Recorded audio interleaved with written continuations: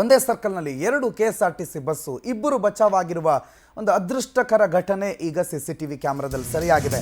ಇದು ಮೈಸೂರಿನಲ್ಲಿ ನಡೆದಿರುವಂತಹ ಘಟನೆ. ಒಂದು ಸರ್ಕಲ್ಲು 2 KSRTC ಬಸ್ಸು, ಇಬ್ಬರು ಅದೇ ಜಾಗದಲ್ಲಿ, ಆದರೆ ಪವಾಡ ಸದೃಶ್ಯವಾಗಿ ಬಚಾವಾಗಿರುವಂತಹ ದೃಶ್ಯ ಹ್ಯಾಂಡ್ ಪೋಸ್ಟ್ ಸರ್ಕಲ್ನಲ್ಲಿ ನಡೆದಿದೆ.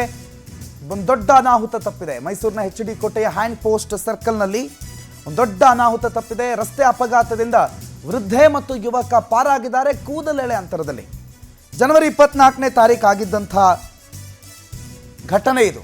25ನೇ ತಾರೀಕು ಪಲ್ಟಿ ಹೊಡೆದು ಒಂದೇ ಸರ್ಕಲ್ ನಡೆದಿರುವಂಥ 2 ಘಟನೆ ನೋಡಿ. ಇದು ಒಂದು ವೃದ್ಧೆ ಬಚಾವಾಗಿರೋ ದೃಶ್ಯ. ಮೊದಲನೇ ದಿನ 24ನೇ ತಾರೀಕು ಬಸ್ ಹೆಂಗೆ ಬಂತು, ಹೆಂಗೆ ನಿಲ್ತು ಅಂತ, ಆಕೆಯ ಅದೃಷ್ಟ ಗಟ್ಟಿ ಇತ್ತು, ಆಕೆಯ ಆಯುಷ್ಯ ಗಟ್ಟಿ ಇತ್ತು ಅಂತ ಕಾಣುತ್ತೆ. ಬಸ್ ಬಂದು ಏಕಾಏಕಿ ಎಲ್ಲ ನಿಂತು ಬಿಡ್ತು. ವೃದ್ಧೆ ಪ್ರಾಣಾಪಾಯದಿಂದ ಪಾರಾದರೂ. KSRTC bus hand post circle ಅಂತ ಇದೆ, HD ಕೋಟೆನಲ್ಲಿ ಬರುತ್ತೆ.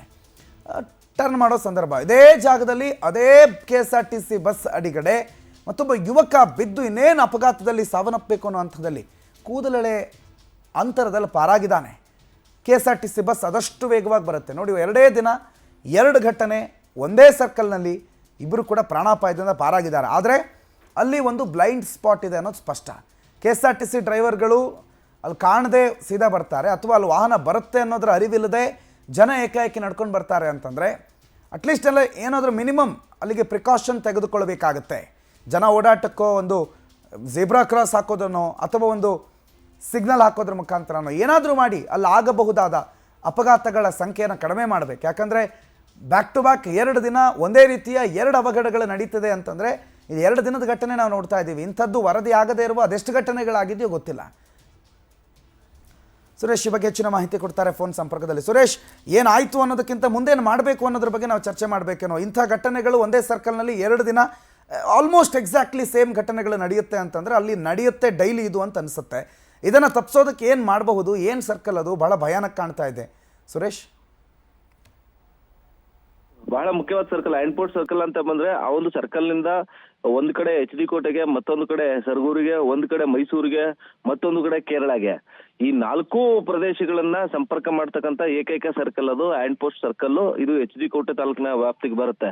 ಈ ಒಂದು ಸರ್ಕಲ್ ನಲ್ಲಿ ಬಸ್ ಯೂಟರ್ನ್ ಹೊಡೆಯುವಂತ ಸಂದರ್ಭದಲ್ಲಿ ಕೆಳಗಡೆ ನಡ್ಕೊಂಡು ಹೋಗುವವರಿಗೆ ಚಾಲಕರಿಗೆ ಆ ಒಂದು ಯಾರು ನಡ್ಕೊಂಡು ಹೋಗ್ಬಹುದು ಅನ್ನೋದ್ರ ಗೊತ್ತಾಗೋದಿಲ್ಲ. ಯಾಕಂದ್ರೆ ಲಾಂಗ್ ಅಲ್ಲಿ ಅಷ್ಟೇ ಅವರು ನೋಡ್ಬೇಕು. ಅವರು ಬಸ್ ನ ಕ್ರಾಸ್ ಮಾಡೋ ಭರದಲ್ಲಿ ಇರ್ತಾರೆ. ಈ ಜನ ಕೂಡ ಬಸ್ ಬರುತ್ತೆ ಇಲ್ವೋ ಮತ್ತೆ ಖಾಲಿದ್ದಾಗಷ್ಟೇ ದಾಟಬೇಕು. ಆದ್ರೆ ವೃದ್ಧೆ ಒಂದು 24ನೇ ತಾರೀಕು ನಡೆದಂತ ಘಟನೆಯನ್ನ ನಾವು ನೋಡ್ಬೋದು. ಚಾಲಕನ ಜಾಗರೂಕತೆಯಿಂದ ಆ ವೃದ್ಧೆ ಬಚಾವಾಗಿದ್ದಾರೆ. ರಸ್ತೆ ಮಧ್ಯದಲ್ಲೇ ನಡ್ಕೊಂಡು ಹೋಗ್ತಿದ್ದಾಳೆ. ಕ್ರಾಸ್ ಅನ್ನ ತೆಗೆದುಕೊಂಡು ಬಂದಂತ ಸಂದರ್ಭದಲ್ಲಿ ಏಕಾಏಕಿ ಬಸ್ ಅನ್ನ ಸ್ಟಾಪ್ ಮಾಡಿ ಆ ವೃದ್ಧೆಯ ಪ್ರಾಣವನ್ನ ಉಳಿಸಿರುವಂತದ್ದು KSRTC ಬಸ್ ನ ಚಾಲಕ. ಆ ಒಂದು ದೃಶ್ಯಾವಳಿಗಳನ್ನ ಕೂಡ ಒಂದ್ ಕಡೆ ನೋಡ್ಬೋದು. ಮತ್ತೊಂದು ಕಡೆ ಮತ್ತೋರ್ವ ಯುವಕ ಅಂದ್ರೆ ಬಸ್ ಯೂಟರ್ನ್ ಹೊಡೆಯುವಂತಹ ಸಂದರ್ಭದಲ್ಲಿ ಅಂತ ಕ್ರಾಸ್ ಟರ್ನ್ ಮಾಡುವಂತಹ ಸಂದರ್ಭದಲ್ಲಿ ಆ ಯುವಕ ಎಲ್ಲಿರೋದು ಗೊತ್ತಾಗಿಲ್ಲ ಅಂತ ಅನ್ಸುತ್ತೆ.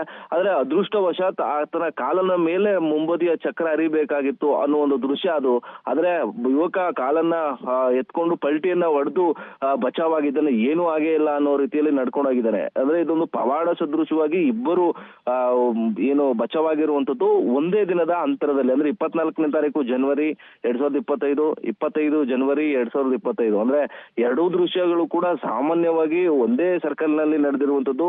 ಅದೃಷ್ಟವಶಾತ್ ಇಬ್ಬರು ಕೂಡ ಬಚಾವಾಗಿದೆ. ಅಂದ್ರೆ ಅಲ್ಲಿ ಬಸ್ ಚಾಲಕರು ಜಾಗರೂಕತೆಯಿಂದ ಓಡಿಸ್ಬೇಕಾ ಅಥವಾ ಜನರು ಜಾಗರೂಕತೆಯಿಂದ ರಸ್ತೆಯ ದಾಟಬೇಕಾ, ಈ ಬಗ್ಗೆ ಅರಿವನ್ನ ಮೂಡಿಸುವಂತ ಕೆಲಸ ಆಗಬೇಕು. ಜೊತೆಗೆ ಅಲ್ಲಿ ಕ್ರಾಸ್ ಅನ್ನ ಮಾಡುವಂತ ಸಂದರ್ಭದಲ್ಲಿ ಒಂದಷ್ಟು ಸೂಚನಾ ಫಲಕಗಳನ್ನ ಕೂಡ ಹಾಕಿದ್ರೆ ಜನರಿಗೂ ನೆರವಾಗುತ್ತೆ, ಜೊತೆಗೆ ಬಸ್ ಚಾಲಕರಿಗೂ ಕೂಡ ನೆರವಾಗುತ್ತೆ. ಈ ನಿಟ್ಟಿನಲ್ಲಿ ಏನು ರಸ್ತೆಗೆ ಸುರಕ್ಷತೆಯನ್ನ ಕಾಪಾಡುವ ನಿಟ್ಟಿನಲ್ಲಿ, ಜೊತೆಗೆ ಅಪಘಾತವನ್ನ ಕಾಪಾಡುವ ನಿಟ್ಟಿನಲ್ಲಿ ಅಲ್ಲಿ ಆ ಸರ್ಕಲ್ ನಲ್ಲಿ ಒಂದಷ್ಟು ಕೆಲಸವನ್ನ ಮಾಡಬೇಕು ಅನ್ನೋ ಒಂದು ಒತ್ತಾಯ ಕೇಳಿ ಬಂದಿದೆ.